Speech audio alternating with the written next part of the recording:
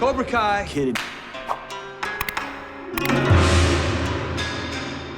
Bonsai! I'm the Cobra Kai Kid, and this is part 2 of my In Defense of Samantha LaRusso series. If you haven't yet seen part 1, make sure to go check that out by clicking the card on the top right of the screen. But if you have seen part 1, then let's get right into the video. In Season 1, Episode 6, Quiver, we see Samantha LaRusso continue to get bullied in person by her fellow students and online in the form of cyberbullying. At this point, Samantha is all alone. She has no friends, and she's going through something that no one should ever have to go through. When Miguel invites Samantha to join him and Dimitri as lab partners, Samantha becomes friends with both Miguel and Dimitri and learns that it's better to have good friends, even if they're not the most popular, than have popular friends who are total jerks that you know will turn against each other. It's a good lesson, not just for Cobra Kai, but for real life. In Cobra Kai Season 1, Episode 7, we see a lot of great traits about Samantha LaRusso.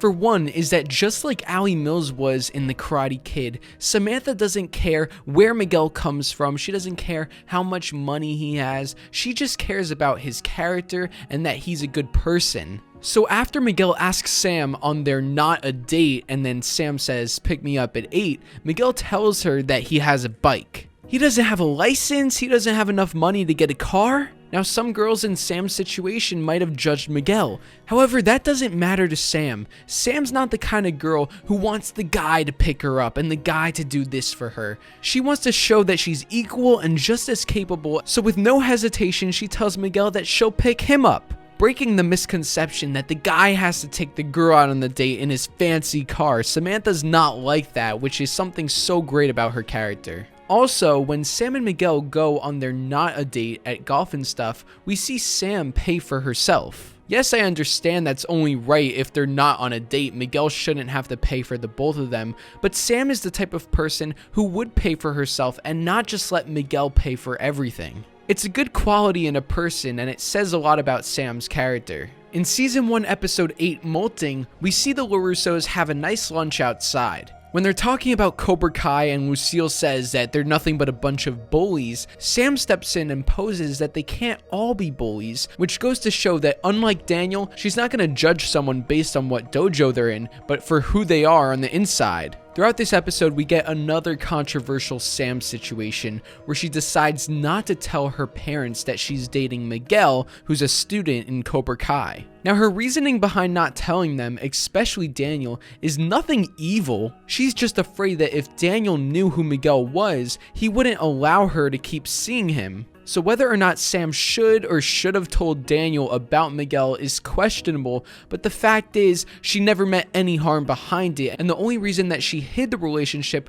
was that so she can maintain it. But I will say that she probably should have explained this to Miguel and let him in on the situation rather than just keeping it to herself and leaving Miguel in the dark. When Miguel spontaneously decides to go to the LaRusso house and introduce himself to Samantha's parents, let's just say the timing couldn't have been any worse. I don't blame Miguel here, it does look bad on Samantha's part. She's here laughing and smiling with another guy who's literally around her age, and this guy is here at a dinner with her parents when Samantha has never even bothered to introduce Miguel to them. However, in Samantha's defense, it's not like she was friends with Robby or she invited him over to dinner. That was all Daniel. Samantha is just going along with it and being kind. Sure, it could look like Samantha's being flirty with him, but I think that's just her personality. She's just very outgoing and kind.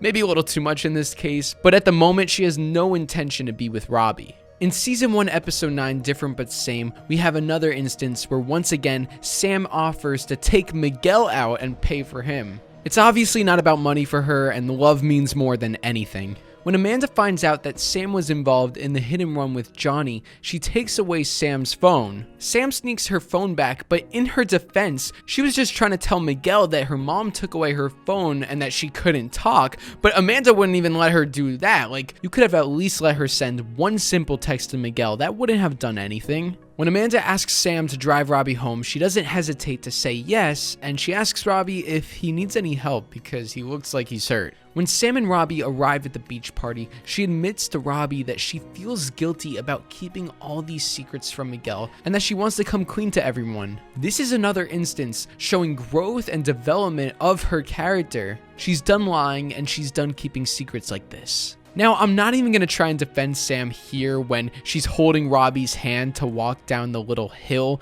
Even Xolo Maladueña, who plays Miguel himself, can't even defend that. Now, this whole situation with Miguel, Robby, and Sam at the beach is a total miscommunication. I understand why Miguel is upset because he sees his girlfriend hanging out with this other guy multiple times. I mean, that would be enough to make anyone upset. But at the same time though, Robby's only working for Samantha's dad, and Samantha makes it very clear that Miguel's her boyfriend and that's who she's with. It's not like she's hiding that from Robby and leading him on. She makes it very clear that she wants to go see her boyfriend. Miguel then accidentally hits Sam, and that's what pretty much ends their relationship. You can tell she's heartbroken. Even though it was an accident, her own boyfriend just hit her. You gotta feel bad for her in a situation like that. In the season 1 finale, Mercy, when Aisha loses her match to Xander Stone, Samantha consoles Aisha and apologizes to her for not standing up when Yasmin was bullying her. No human being is perfect. People are gonna make mistakes, and Samantha's biggest mistake was not standing up for Aisha, who was always a true friend to her when Yasmin never really was. This is something Samantha has learned. She's not putting the blame on anyone else but herself. She's taking responsibility for her actions and apologizing, which is the right thing to do. And you know that she'll never do something like that again. She will never be a bystander to any form of bullying. When Sam talks to Miguel at the tournament, she explains that his actions at the party were not okay. She even tells Miguel that she doesn't even know who he is anymore because now he's completely changed, and that's so apparent. He has become all in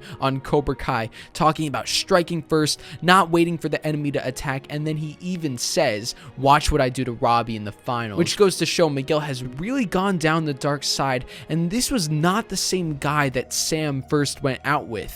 He's changed so much, and now she can't even recognize the person who she once loved. Once again, Sam finds herself in a situation where she's all alone. She opens herself up to people only to have her heart broken by them, and this has happened multiple times, and it makes you really sympathize for her. When Sam turns to Miyagi-Do karate in season 2, her character starts to develop a lot more and she has brand new motivations. But overall, she never lets the darkness consume her, and she continues to be a good person and to learn and to grow, which is the most important thing for a person to do. And that wraps up my defense of Samantha LaRusso in season 1 of Cobra Kai. Next, we'll do season 2, so make sure to check out part 3 of this series, and make sure to subscribe to Cobra Kai Kid and turn on all notifications so you never miss a new video.